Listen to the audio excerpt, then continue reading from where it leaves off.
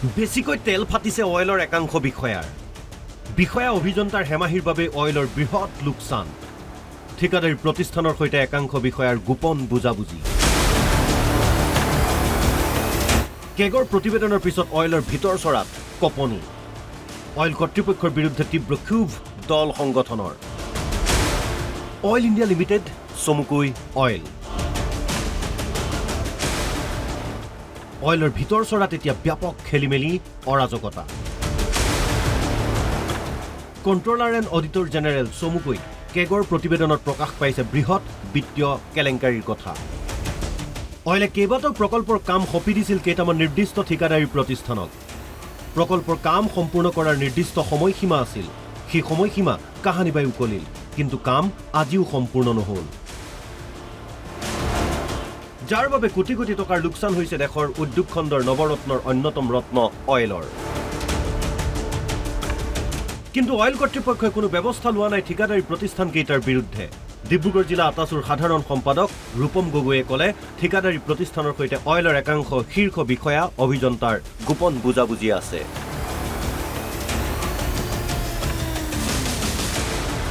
টাইহোম ছাত্ৰ সন্থাই আমি পূৰ্বতে কৈছোঁ যে অইল ইণ্ডিয়া লিমিটেডৰ ভিতৰ চৰাত শীৰ্ষ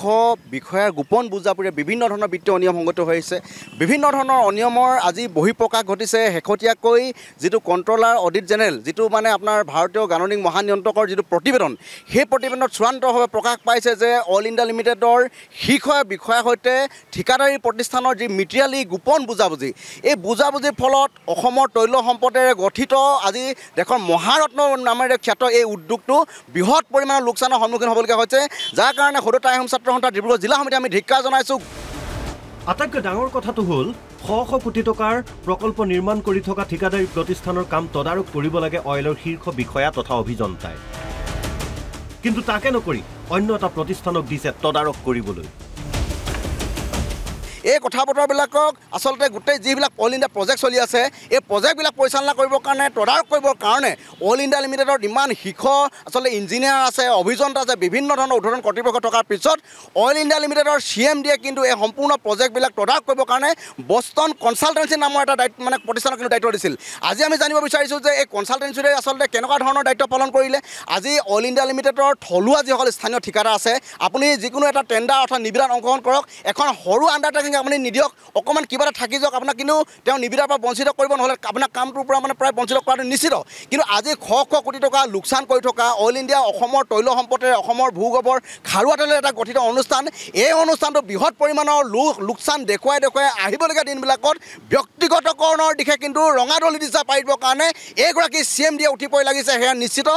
মুঠৰ ওপৰত অইলৰ নিৰ্মীয়মান প্ৰকল্পৰ লেহেমীয়া গতি আৰু শ কোটি টকাৰ লোকচানৰ আঁৰত যে একাংশ বিষয়া ইঞ্জিনিয়াৰৰ ব্যক্তিগত স্বাৰ্থ আছে সেয়া এতিয়া আৰু লুকাই থকা নাই এই ক্ষেত্ৰত চকুমুদা কুলিৰ ভাও ধৰিছে অইলৰ CMD ডক্টৰ ৰঞ্জিত ৰথকে দুখী বিষয়াক শাস্তিৰ দাবী তুলিলে টাই আহোম যুৱ পৰিষদৰ কেন্দ্ৰীয় মুখপাত্ৰ তথা দুলিয়াজানৰ স্থানীয় ব্যক্তি মানস প্ৰতিম গগৈয়ে যিকেইজন দুখী বিষয়াৰ বাবে এনেধৰণৰ অইল ইণ্ডিয়াৰ লোকচানৰ সন্মুখীন হোৱা যিসমূহ কাম আছে তেনেধৰণৰ বিষয়াক কিন্তু শাস্তিমূলক ব্যৱস্থা গ্ৰহণ কৰিবলৈ আমি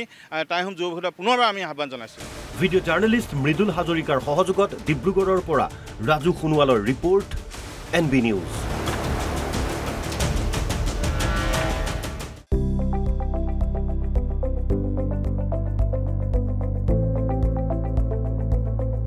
NB নিউজ সহজ সৰল ভাষাত নৱভাৰতৰ কথা